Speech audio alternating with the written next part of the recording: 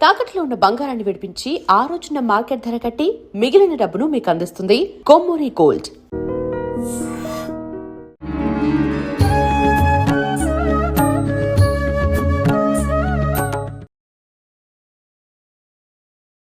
నమస్కారం, welcome to I dream. ధర్మ మార్గం విత్ విజిత కార్యక్రమానికి స్వాగతం. ప్రస్తుతం మనతో పాటు ఉన్నారు హరితస ధార్మిక సేవా సంస్థ వ్యవస్థాపకులు, ప్రముఖ ఆధ్యాత్మికవేత్త బ్రహ్మశ్రీ సూర్యకిరణ్ శర్మ మల్లాది. ఇప్పుడు వారితో మాట్లాడి మరిన్ని విషయాలు తెలుసుకుందాం. నమస్కారం అండి. శ్రీరామరక్ష. మార్చి 3వ తారీఖున చంద్రగ్రహణం ఏర్పడుతుంది అని చెప్పమంటున్నారు. కానీ నిజంగా కొంతమంది చెప్పేది ఏంటంటే మన దగ్గర పెద్దగా ఏమీ లేదు, మనకు అంటే చంద్రోదయ సమయం అప్పటికే ప్రారంభం అవ్వదు, అయిపోయేసరికి ఇది అయిపోతుంది కాబట్టి మనకేమీ లేదు, నియమాలు అవసరం లేదు అని. నిజంగా మన దగ్గర చంద్రగ్రహణం ఉందా? మరి ఎటువంటి జాగ్రత్తలు తీసుకోవాలి ఆ రోజున? మీరు అన్నది వాస్తవం. ఆ రోజున చాలామంది శాస్త్రజ్ఞులు ఏం చెప్తున్నారంటే, మన జ్యోతిష శాస్త్రవేత్తలు కూడా, పండితులు కూడా, కేవలము 38 నిమిషాలు మాత్రమే ఉన్నది, సాయంత్రం 6 గంటల 2 నిమిషాల నుంచి 6 గంటల 40 నిమిషాల వరకే ఉన్నది అని చెప్తున్నారు. వారు మాత్రమే కొన్ని జాగ్రత్తలు ఆ సమయంలోనే మీరు చేసేటువంటి అనుష్ఠానాలు చేయాలి అనేటువంటిది కొంతమంది యొక్క వాదన. అయితే పూజ్యులు మా గురుదేవుల యొక్క ఆశీస్సులతోటి చిన్న విశ్లేషణ చేస్తే, అసలు చంద్రగ్రహణం ఎప్పుడు ప్రారంభమవుతోంది అంటే 3 గంటల 19 నిమిషాలకి ప్రారంభమవుతోంది, మధ్యాహ్నం. ఆ పాటికి సూర్యుడి యొక్క తీవ్రత అధికంగా ఉంటుంది. ఇక ప్రదోష సమయానికి వచ్చేసరికి అంటే 4:30, 5 ఆ ప్రాంతాలకు వచ్చేసరికి సూర్యుడి యొక్క తీవ్రత తగ్గుతుంది, చంద్రుడి యొక్క ప్రభావం పెరుగుతోంది.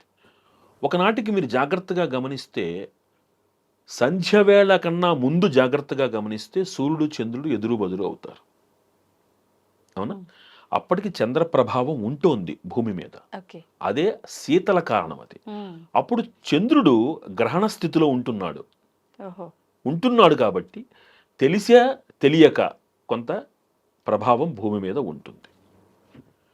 ఇది విశ్లేషణాత్మకంగా ఆలోచిస్తే మా గురువు గారు మాకు అందించినటువంటి జ్ఞానాన్ని అనుసరించి మేము చెప్పేమాట. దీంతో అందరూ ఏకీభవించకపోవచ్చు, కానీ మాకు తెలిసిన విషయంగా మేము దాన్ని పాటించాలి, అది ధర్మం, అది మాకు. అందుకని సాయంకాలం 3:30 నుంచి కాకపోయినా కాస్త చంద్ర ప్రభావం ప్రారంభమయ్యేటువంటి సమయంలో, భారతదేశంలో దాని యొక్క ప్రభావం ప్రారంభమయ్యే 4:45 సమయం నుంచి మనం తగిన జాగ్రత్తలు తీసుకుంటూ ఉండడం అనేది చెప్పదగిన సూచన. ఆ రోజున మీరు ఆబ్దికాలు పెట్టుకునేటువంటి వాళ్ళు ఎప్పుడైనా గుర్తుపెట్టుకోవాల్సిన విషయం ఏమిటి అంటే, గ్రహణ ప్రారంభ సమయానికి మీరు భుజించిన ఆహారం జీర్ణమైపోవాలి, ఇది నియమం. అవ్వకపోతే శరీరం మీద వ్యతిరేక ప్రభావం ఉంటుంది. అందుకని ఆ రోజున ఆబ్దికాదులన్నీ కూడా ఉదయం 9 గంటలకల్లా పూర్తి చెయ్యాలి అని మనకి చెప్తున్నారు పెద్దలు, 9 లేక 10 గంటలకల్లా. ఇప్పుడు జాగ్రత్తగా ఒక్కసారి ఇంకోసారి ఆలోచించండి. మీరు భుజించిన ఆహారము పచనం అవ్వడానికి 4 గంటల సమయం పడుతుంది. మరి 6ంటికి మీకు ప్రారంభం అవుతున్నప్పుడు మరి 11 లోపు ఎందుకు పూర్తి చేసుకోవాలి అంటే, కొంత ప్రభావం భూమి మీద ఉంటుంది, మీరు కాదనలేని సత్యం అది. అందుకనే భారతదేశంలో ఒక గ్రహణ ప్రభావము కనిపించదు అని చెప్పినా కొంతమంది సాధకులు ఆ సమయంలో కూడా వాళ్ళు అనుష్ఠానం చేస్తారు. వాళ్ళు భూమండలంలో ఒక భాగం మనం, కనిపిస్తుంది కనిపించదు కాదు, ప్రభావం అయితే ఉంటుంది, ఇది వారనే మాట. ఆ లెక్కలో సాయంత్రం 4 నుంచి మనం తగిన జాగ్రత్తలతోటి, గర్భవతులు ఎవరైతే ఉన్నారో వారు బయటికి రాకుండా, దువ్వకుండా, పొట్ట మీద ఎటువంటి గోకడాలు లాంటివి చెయ్యకుండా, కాస్త పడుకుని జుట్టు దువ్వకుండా చాలా నియమంగా ఉండగలిగితే చక్కగా ఆరోగ్యంగా ఉంటారు. ఇక భోజనం చేసేవారు 11 భోజనాలు చేసేయడం, లేదా ఇంకొంచెం ముందు చేసేయడం. ఈ సమయానికి పట్టు స్నానము 4 గంటలకి చేసి, సముద్రము గ్రహణము అనేటువంటి దాన్ని మీరు జాగ్రత్తగా గమనిస్తే దీని ప్రభావము నీటి మీద ఉంటుంది మనకి. అందుకని ఆ సమయంలో మీరు నీరు స్వీకరించకూడదు. భోజనం సంగతే దేవుడెరుగు, నీళ్లు కూడా తాకూడదు. మరి అక్కడి నుంచే ప్రారంభం అవుతుంది మీకు. అందుకని ఆ సమయంలో అతి పవిత్రంగా గడపాల్సిన సమయం అది. వితండవాదానికి ఇక్కడ చోటు లేదు. వితండం చేసిన వాళ్ళతో మనకి పని లేదు. మనం చేయాల్సింది మంచి మనం చేయాలి. ఈ మంచి ఎవరి కోసం చేస్తున్నారు మీరు? ఎవరి కోసం వాళ్ళు. నేను నా కోసం చేస్తూ నా కుటుంబానికి ఒక మార్గదర్శనం ఇస్తున్నాను. ఓహో, గ్రహణ సమయంలో నా తండ్రి ఇలా చేశారు, ఇది నేను ఆచరించాలి. మూడవది సహజంగా సముద్ర స్నానం చేయడం, నదీ స్నానం చేయడము, జీవనదీ స్నానం చేయడము ఒక ఆనవాయితీ. రెండోది ఏంటంటే అది ధర్మం. ఆ సమయంలో జలమునందు విశేష శక్తి ఉంటుంది. జలములకు అధిపతి ఎవరు? చంద్రుడు కదా. ఆ ప్రభావము ఓషధీ గుణాలతోటి కొంత ప్రభావము నదీ జలాలలో ఉంటుంది. కాబట్టి ఆ సమయంలో సాధకులు ఏం చేస్తారంటే నదీ స్నానానికో సముద్ర స్నానానికో వెళ్ళి అది అయిన తర్వాత ఆ ప్రాంగణంలో అనుష్ఠానాలు చేసి విడుపు స్నానం చేసి వస్తారు. ఎందుకు అనే దానికి అన్ని కారణాలు మనం చెప్పలేము, గుర్తుపెట్టుకోవాలి. చేసిన దాని ఫలితము అనుభవించటం తథ్యం. ఆ పాజిటివ్ ఎనర్జీని మనం స్వీకరించటం తథ్యం. ఇది మూడవది. ఈ గ్రహణ సమయంలో నేను చంద్రుని చూశాను, నేను చూడగానే నా కళ్ళుకేం కాలేదు కదా. ఇందాక చెప్పినట్టే ఉదాహరణ చెప్పినట్టు ఈరోజు సిగరెట్ తాగితే రేపే వెళ్ళి క్యాన్సర్ ఇన్స్టిట్యూట్లో జాయిన్ చేయట్లేదు, ప్రభావం ఉంటుంది. కాబట్టి అలాంటి వాటిని నేరుగా చూడకుండా తగిన జాగ్రత్తలతోటి ఆ కిరణాలు మీ మీద పడకుండా జాగ్రత్త పడండి. ఆహారాన్ని భుజించి గ్రహణ సమయానికి జీర్ణమయ్యేటట్టుగా జాగ్రత్తలు తీసుకోండి. ఇంట్లో చక్కగా దర్భలు వేసి మీ ఇంట్లో ఉన్నటువంటి వస్తువుల్ని పవిత్రంగా, ముఖ్యంగా ఆహార వస్తువుల్ని పవిత్రంగా కాపాడుకోండి. 1 కిలో బంగాళదుంపలో 2 కిలో టమాటాలు అంటే బయట పడేసుకుంటాం, దాని మీద గ్రహణం దృష్టి పడింది అని. సంవత్సరానికన్నా పెట్టుకున్నటువంటి ఊరగాయలు, అవునా, ధాన్యం ఇవన్నీ మరి. అందుకని జాగ్రత్తగా వాటన్నిటి మీద కూడా దర్భలు వెయ్యండి. ఆ దర్భలు నిరూపితమైనటువంటి విషయం అది. అవి ఇటువంటి కిరణాల్ని ప్రసరింప చెయ్యకుండా అడ్డుకుంటాయి అని. దానికి ఉదాహరణ చాలామంది ఈ మధ్యకాలంలో మొబైల్స్ వెనకాల వాటిని పెట్టుకుంటున్నారు, పెట్టుకుంటున్నారు, చూపెడుతున్నారు. దానివల్ల రేడియేషన్ ఎఫెక్ట్ ఉండదని నిరూపితం అవుతోంది. ఎందుకు దర్భచాపల మీద కూర్చుంటారు? ఇవన్నీ మనం ఆసనం గురించి చర్చించుకున్నాం. ఇవన్నీ నిరూపితమైనది. ఈరోజు దాని యొక్క ఫలితాన్ని నువ్వు అనుభవించే స్థితిలో లేవు. నువ్వు కేవలము ప్రశ్నిస్తున్నది వితండం కోసం. నీకు సమాధానం దొరకదు. నీకు నువ్వు అనుభూతి చెందినవాడు. ఇప్పుడు ఒక చిన్న విషయం, ఆనందము అనేటువంటిది ఒకసారి లభించింది అనుకోండి, ఆ ఆనందాన్ని విడిచిపెట్టడానికి మనిషి ఇష్టపడటం. సుఖం కోసం పరిగెడతాడు, ఆనందం దొరికితే నిశ్చలమైపోతాడు. ఈ సాధనలన్నీ కూడా ఆనందం కోసం, సుఖం కోసం కాదు. ఎక్స్టసీ, ఆ ఎక్స్టసీకి నిర్వచనం లేదు, డెఫినేషన్ లేదు, ఒక అనుభూతి. మీరు గుడికి వెళ్తారు, మీరు జాగ్రత్తగా గమనించండి. ఒక్కసారి తిరుపతి వెళ్ళగానే వెంకటేశ్వర స్వామి వారిని కన్నుల పండుగగా చూడగానే కన్నీళ్ళు వచ్చేస్తాయి. ఎందుకు వస్తాయి?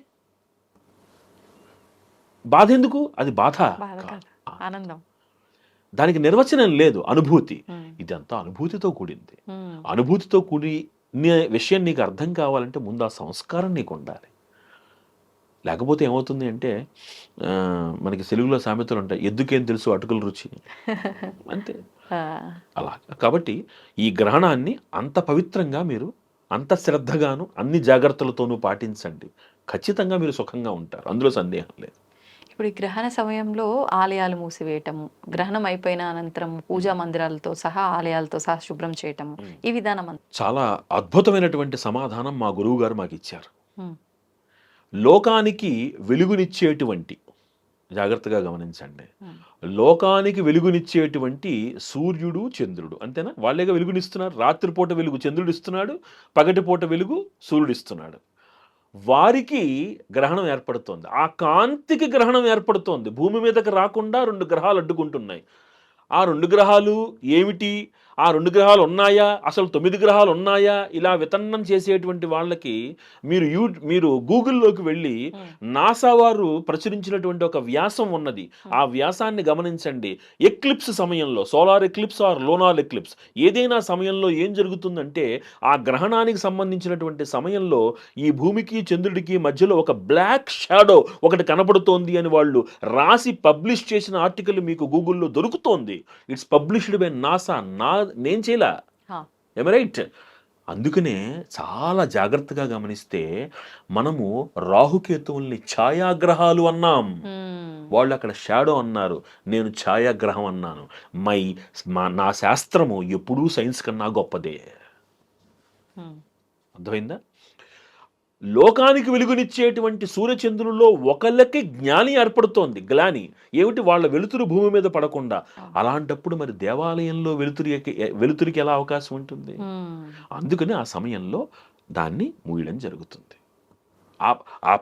ఆ ప్రభావము దేవాలయాలను అపవిత్రం చేస్తుందంటే అపవిత్రం కోసం కాదు, లోకాలని తమ వెలుగులతోటి నడిపించేటువంటి సూర్యచంద్రులకి వెలుగుకు గ్లాని ఏర్పడుతున్నప్పుడు ఆ సమయంలో అతి పవిత్రమైనటువంటి వస్తువుల్ని కాస్త చేసి శుభ్రం చేసి మళ్ళీ పునః వాటిని దీపజ్యోతితోటి ప్రక్షాళన చేసే మహత్తర ప్రక్రియే తప్ప అదేదో దోషము కాబట్టి అలా అని కాదు అక్కడ. అందుకనే మిగిలిన సమయాలలో మీరు అనుష్ఠానం చేసేటప్పుడు దీపం తప్పనిసరిగా ఉండాలి. దీపం లేకుండా మీరు పూజ చేయకూడదు. లేదంటే నేను కాశీ వెళ్ళానండి, కాశీలో జపం అప్పుడు కూడా ఎదురుగుండా దీపం ఉండాల్సిందే. మీకంటూ దీపం ఉండాలి. నేను మనసులో దీపాన్ని భావించానంటే కుదరదు. దీపం ఉండాలి. దీపమే మనకు సుబ్రహ్మణ్య తత్వం, అది ఉండాలి. ఒక్క గ్రహణ జపం సమయంలో దీపం అక్కర్లేదు. ఇది శాస్త్రం. ఇలా ఉన్నప్పుడు కొన్ని రాసుల వాళ్ళకి అనుకూలంగా ఉంటుంది, కొన్ని రాసుల వాళ్ళకి ప్రతికూలంగా ఉంటుంది. జాగ్రత్తలు తీసుకోమంటారు. ఇక్కడ నేనేమంటానంటే అందరి మీద చంద్ర ప్రభావం ఒకలాగానే ఉంటుంది. సౌందర్యలహరిలో శంకర భగవత్పాదులు వారు ఒక అద్భుతమైన మాట అంటారు, వనేవా హర్మ్యేవా అంటారు. ఆయన ఏమంటారంటే, అమ్మా నీ యొక్క అనుగ్రహము వనముల యందున్నను ఆకాశ హర్మ్యములలో ఉన్నను ఆ భక్తుల మీద సాధకుల మీద ఒకేలా ఉంటుంది. చంద్రుడు మనఃకారకుడు కాబట్టి అన్ని గ్రహాల మీద అన్ని రాసుల మీద సమప్రభావం ఉంటుంది. అవకాశం ఉన్నవారు చక్కగా ఆ రోజున మీరు గ్రహణం పూర్తయిన తర్వాత శుచి అయి తర్వాత రోజు మీ అందరూ చక్కగా ఈశ్వరుడికి ఆవు పాలతోటి అభిషేకం చేయించండి. అద్భుతమైన పరిహారం. కొంతమంది దానాలు ఇవ్వాలని చెప్తారు. మా గురు సాంప్రదాయంలో అభిషేక ప్రాధాన్యంగా మేము సాగుతాం కాబట్టి అందరూ చక్కగా శివాలయానికి వెళ్ళండి, ఆవు పాలతోటి చక్కగా ఈశ్వరుడికి అభిషేకం చెయ్యండి. చక్కగా చంద్రగ్రహానుకూలత సిద్ధిస్తుంది. అందరూ మనస్పూర్వకంగా ఆనందంగా ఉంటారు. ఇది మేము నమ్మే సిద్ధాంతం. ప్రస్తుత రోజుల్లో ప్రతి ఒక్కరిని ఒక పెద్ద భూతం పట్టుకుంటుంది, భయం అనే భూతం. ఈ భూతం పట్టుకొని ఆ పొర కమ్మేయటం వల్ల ప్రశాంతత అనేది లోపిస్తుంది. అసలు నిజంగా మరి ఈ భూతాన్ని మనం ఎలా తొలగించుకోవాలి, ఆ ప్రశాంతతని మనం ఎలా తిరిగి తెచ్చుకోవాలి? చాలా అద్భుతమైనటువంటి ప్రశ్న. ఈనాటి సమాజానికి కావలసినటువంటి సమాధానం. సనత్సు జాతీయము అనేటువంటి సనత్ కుమార ధృతరాష్ట్ర సంవాదాన్ని మహాభారతంలో గమనిస్తే ఒక మాట వింటాం మనం, భయమేవ ప్రథమ మృత్యు అని. భయము అనేటువంటిది మనిషిని ఏ విధంగా ప్రభావితం చేస్తుంది, ఇది చాలా జాగ్రత్తగా గమనించాలి. అక్కడ భయమేవ ప్రథమ మృత్యు అనడంలో ఆంతర్యం ఏమిటి? ఈ రెండు అనుసంధానం చేసుకుంటే భయంలో ఏమవుతుందంటే మనిషికి ముందు ఆలోచన స్తబ్దత ఏర్పడుతుంది. ఆలోచన ఉండదు మనిషికి. ఆలోచన చెయ్యలేని ఆ స్థితిని మృత్యు స్థితి అంటారు. అంతే కదా? ఇలా చూస్తే ప్రతిరోజు ఈ స్థితిని అందరూ అనుభవిస్తూ ఉంటారు ప్రతి క్షణం. ఎందుకని?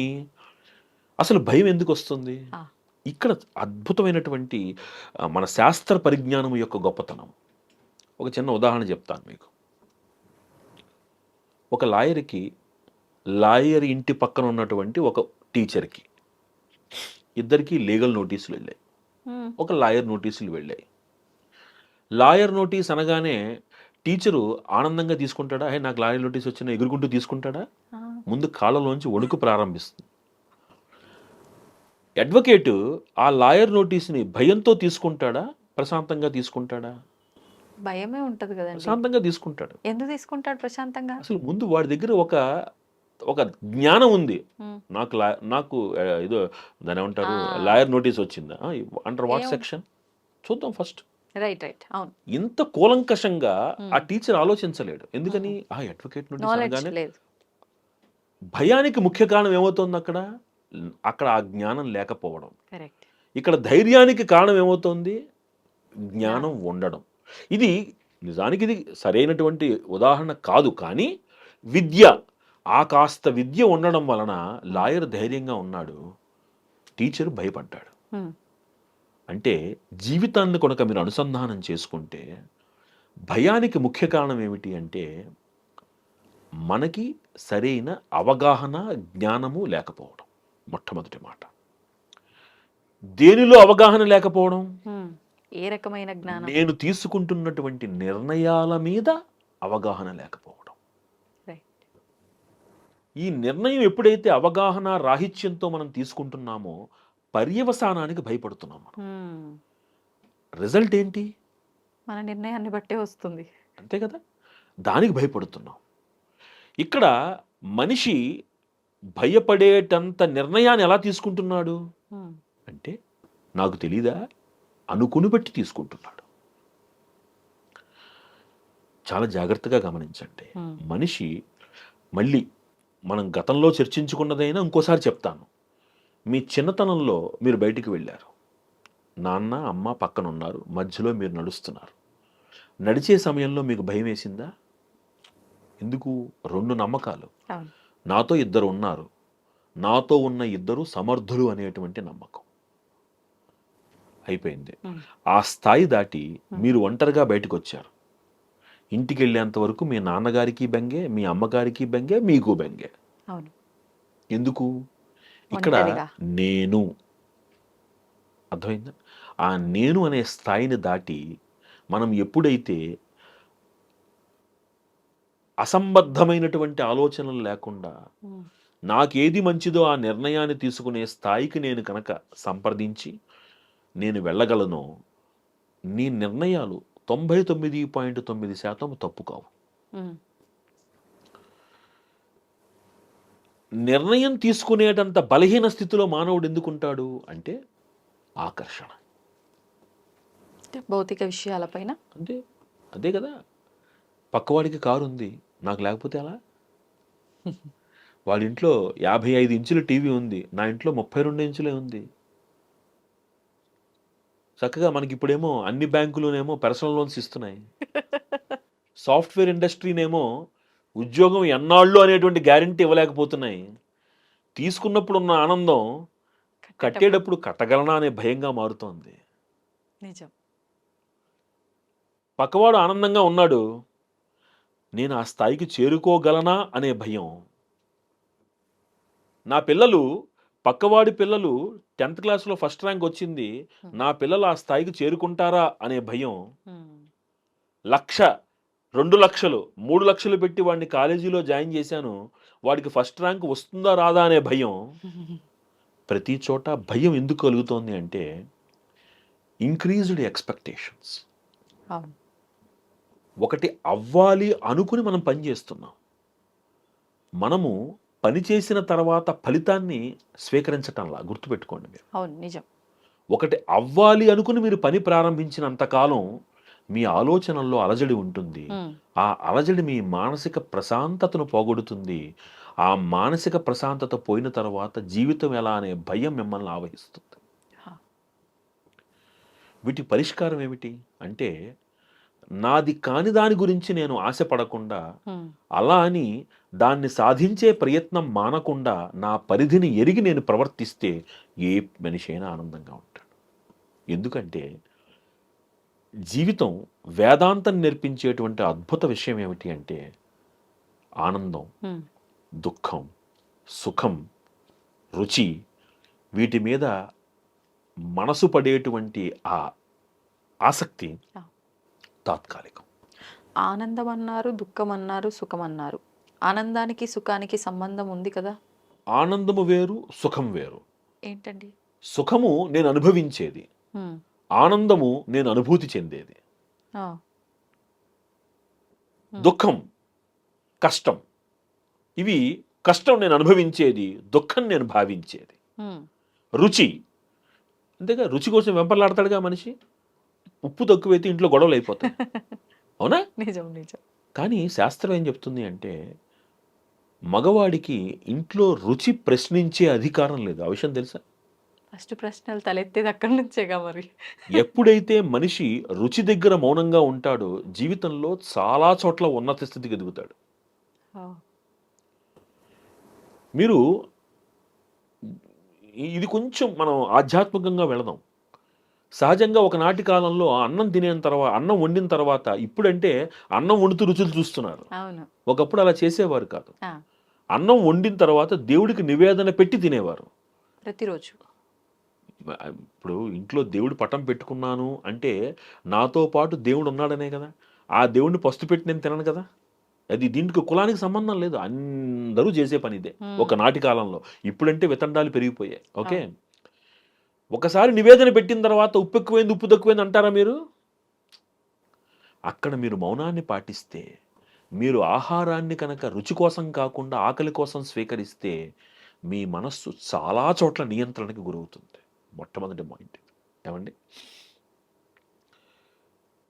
మీరు అనుభవించే ఈ అనుభూతులు ఆనందము దుఃఖము సుఖము కష్టము ఇవన్నీ తాత్కాలికం. ఎందుకు తాత్కాలికం? ఇప్పుడు మనకు ఒక పెద్దవాళ్ళు ఒక మాట చెప్తారు, నీకు కోపం వస్తే నెంబర్ 10 సార్లు లెక్క పెట్టరా తగ్గుతుంది అంటారు. అవునా? ఇప్పుడు నాకు మీ మెడలో ఒక నెక్లెస్ కనపడింది, ఊహిద్దాం, నాకు అది బాగా నచ్చింది. ఇప్పుడు నేను వెంటనే ఎలాగైనా దాన్ని పొందాలి అనుకునేటప్పుడు 2 మార్గాలు ఉంటాయి. ఒకటి, నెక్స్ట్ నుంచి అంటే ఈ నెల నుంచి రాబోయే 4 నెలలు నేను డబ్బులు దాచేయాలి, అలాంటి నగోటు కొనేయాలి, ఇది ఒక పద్ధతి. రెండో పద్ధతి, నాకంత శక్తి లేదు అనుకున్నప్పుడు వాడు ఇంకోటి ఏం చేస్తాడు, ఎలాగైనా దాన్ని చౌర్యం చేయాలి అనుకుంటాడు. ఎక్కడికి వెళ్తుంది? మన మనస్సుకు నచ్చినటువంటి విషయం మీద అపేక్ష పెరిగినప్పుడు మీ ఆలోచనలలో ప్రశాంతత కరువైపోతుంది. కానీ మనిషికి పురోగతి కావాలి కదా. ఎస్, పురోగతి కావాలి. ఓహో, నీ టార్గెట్ నీ సతీమణికి ఆ నగ కొనిపెట్టడం. కష్టపడు, ఒక టార్గెట్ పెట్టుకో, ఎవరితో పోటీ కాదు.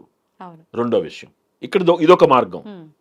ఈరోజు నాకు మీరు వేసుకొచ్చినటువంటి నగ నచ్చింది, మీరు కాసేపు బయటికి వెళ్ళారు, ఇంకొక అమ్మాయి వచ్చింది. ఇప్పుడు మీరు వేసుకున్న నగ మీద మోజు తీరిపోయింది, ఎందుకంటే తాత్కాలికం. ఇప్పుడు ఆ అమ్మాయి మెడలో ఇంకోటి కనపడింది, అబ్బా దానికన్నా ఇది బాగుంది కదా అంటే ఏమవుతుంది, మీ ఆలోచనలు తిరుగుతూనే ఉన్నాయి, ఎక్కడ ఆగట్లేదు. తిరుగుతున్నటువంటి ఆలోచనలను నియంత్రించే స్థాయికి మీరు వెళ్ళాలి. ఎస్, ఇప్పుడు మీరు నచ్చింది, మీకు నచ్చింది, తనకు నచ్చింది మీరు కొనిపెట్టడము అనేటువంటిది మీ టార్గెట్ అయినప్పుడు మీరు ఒకటి చూసి దానిని భావించటం కంటే మీరు నచ్చింది ఏమిటో తెలుసుకుని దాని గురించి ప్రయాసపడి సాధించి ఆనందాన్ని పొందడం ఉత్తమమైన లక్ష్యం. ఒకటి ఎదుటివారికి ఉంది కదా నా దగ్గర లేదు అని మీరు ప్రయాసపడితే there is no end for your run. అప్పుడు మీ ఆలోచనల్లో అనిశ్చితి మీలో ఉండేటువంటి భయానికి ఈ రెండు మిమ్మల్ని సుఖంగా ఉండనివ్వవు.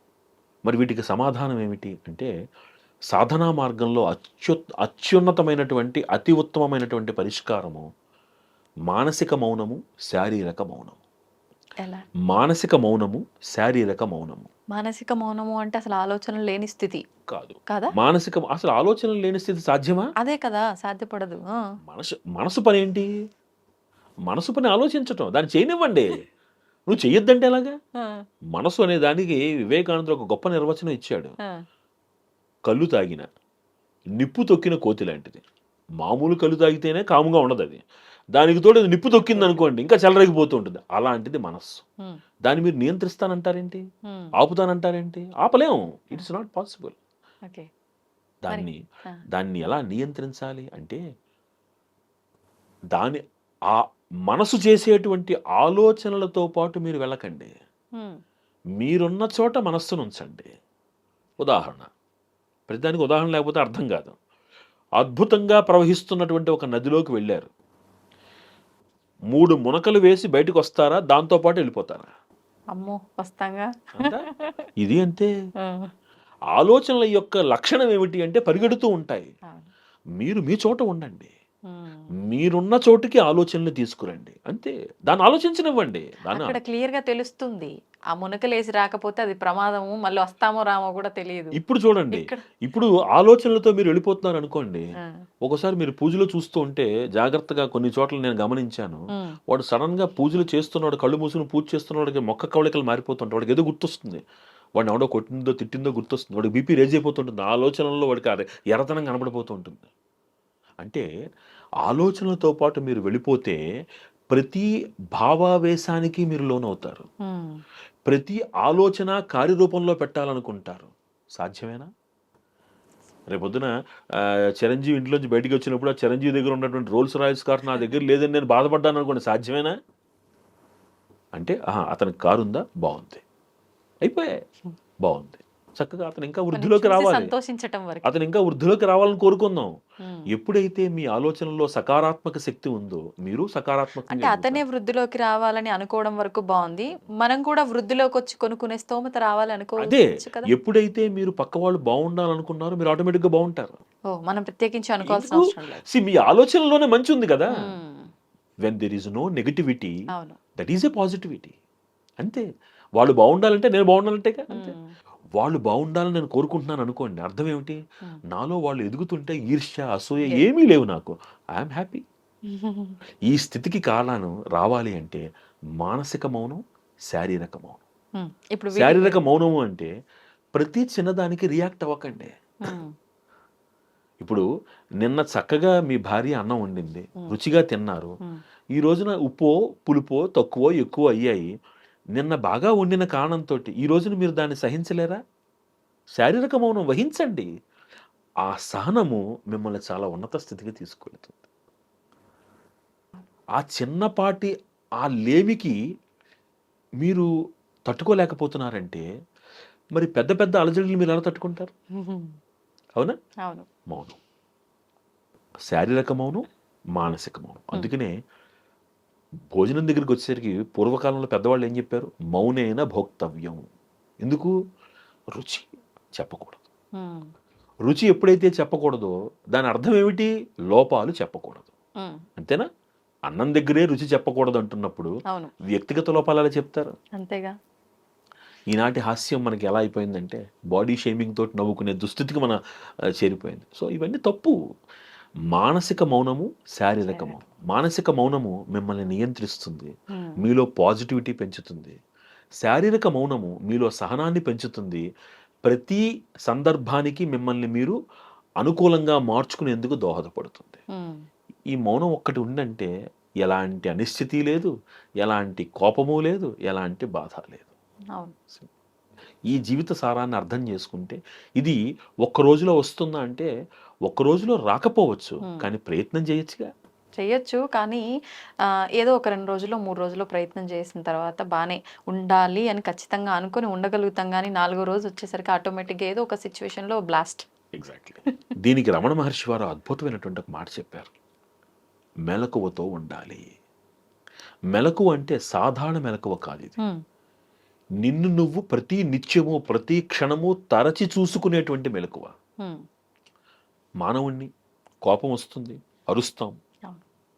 అరవగానే నిన్ను నువ్వు ప్రశ్నించుకో, ఉమ్, అరే ఎందుకు చిన్నదానికి నేను ఇంత ఎఫెక్ట్ అయ్యాను, లెట్ మీ బీ కామ్. నీకు నువ్వు మెలకువగా ఉంటే ఏ పరిస్థితి నిన్ను మానసిక నిద్రలోకి తీసుకువెళ్ళదు. ఉమ్, జాగ్రత్తగా గమనించి, మీరు అన్నారు 3 రోజుల పాటు బాగుంటాం, 4వ రోజున అరుస్తాం. అరిచాడంటే అర్థం ఏంటి? మర్చిపోయినట్టేగా. మర్చిపోయినట్టే.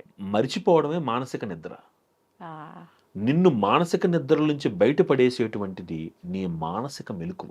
నిన్ను నువ్వు తరచి చూసుకో, introspect your self. That is called Vivekananda. That is what Vivekananda says auto suggestion. ఆ, అద్భుతమైన మాట చెప్తాడు. వాయిస్ టు ద స్టూడెంట్స్ అనే పుస్తకంలో మాట్లాడుతూ, ప్రతి క్షణం నిన్ను నువ్వు తరచి చూసుకో. రాత్రి పడుకునే ముందు ఈ రోజు నేను ఏం లోపం చేశానో గమనించు. నీకు నువ్వు చెప్పుకో, ఈ రోజు ఈ లోపం రేపు పునరావృత్తి కాకూడదు, నిన్ను నువ్వు మార్చుకో అంటాడు. అలా రమణ మహర్షి వారు చెప్పింది, అనుక్షణం మెలకువతో ఉండండి. ఆ మెలకువ బాహ్య మెలకువ కాదు, మానసిక మెలకువ. అరే 3 రోజులు నేను కాముగా ఉండగలిగి 4వ రోజు ఎందుకు అరిచాను? ఏమైంది? 4వ రోజు నాలో ఏమైంది? No, I want to be peaceful. మీకు మీరు ఒక ఒక దాని అంటారు you give in instructions to yourself. ఆ ఇన్స్ట్రక్షన్ మిమ్మల్ని నడిపిస్తుంది. మానసిక మెలకువ మానసిక నిద్రను దూరం చేస్తుంది. మనిషి వహించే శారీరక మానసిక మౌనం అతన్ని భయం నుంచి అనిశ్చితి నుంచి దూరం చేస్తుంది. సమాజం ఎప్పుడూ ఆనందంగా ఉంటుంది. ప్రయత్నం చేసి చూద్దాం. చూద్దాం ఎంత మందికి సక్సెస్ అవుతుందో మరి. ఒక్కళ్ళు మారిన ఆనందం. అంతేగా, ముందు ఎవరికో నేను శ్రీరామరక్ష. మీరే ప్రయత్నం చేద్దాం. ధన్యవాదాలు. శ్రీరామరక్ష.